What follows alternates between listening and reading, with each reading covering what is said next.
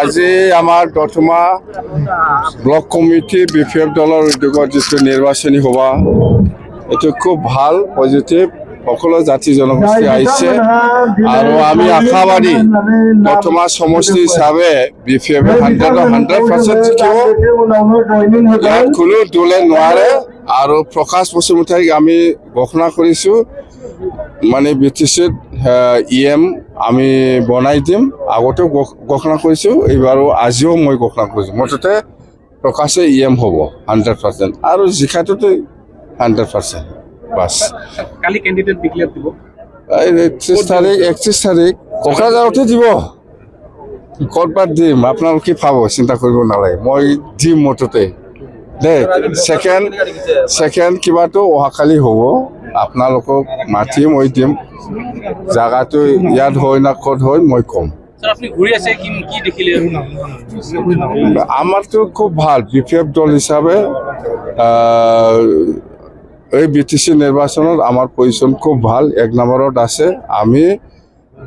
মুঠতে 20টাত ওপৰত পাই আছো 20+ সিট আমি পাই আছো আৰু এফালে বিজেপিও খুব লাগি আছে বিজেপিও নিশ্চয় পাব কিছু মুঠতে আমাৰ নেক্সটত বিজেপি আছে বেলেগ দল নাই স্যাৰ আপুনি কোন সমষ্টিত খেলিবলৈ সম্ভাৱনা আছে আমাৰ সমষ্টি এই খাম্ফা আৰু ফেৰেংগাক বিচাৰি আছো মই ক'ত খেলে আৰু এই যে প্ৰমোদ এই তিনিজনে ঘোষণা হোৱাৰ পিছতহে মই ছেকেণ্ডটো ক'ত খেলিব মই ঠিক কৰিম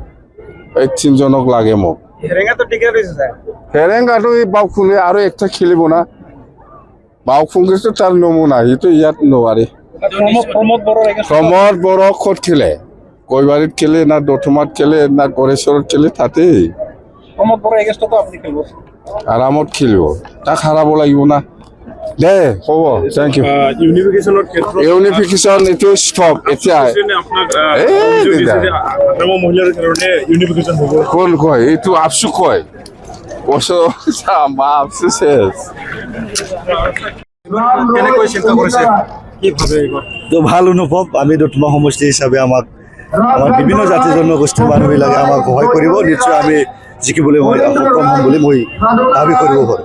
এই সমষ্টিত মানে প্ৰমোদৰ নিজে খেলাৰ এটা চৰ্চা কৰি আছে কি কৰিব মই প্ৰথমে তেখেতক আদৰণি জনাইছোঁ ডেমক্ৰেচি কাণ্ট্ৰি হিচাপে চবে নিজৰ ইচ্ছা ঠাই বিচাৰি পেলাই ইলেকশ্যন খেলিব পাৰে মই পোনপ্ৰথমে মই আদৰণি জনাইছোঁ তেখেতে বিটিচিখনৰ 5 বছৰ CM হোৱাৰ স্বত্তেও আমাৰ দতমাখনত যে কিবা এটা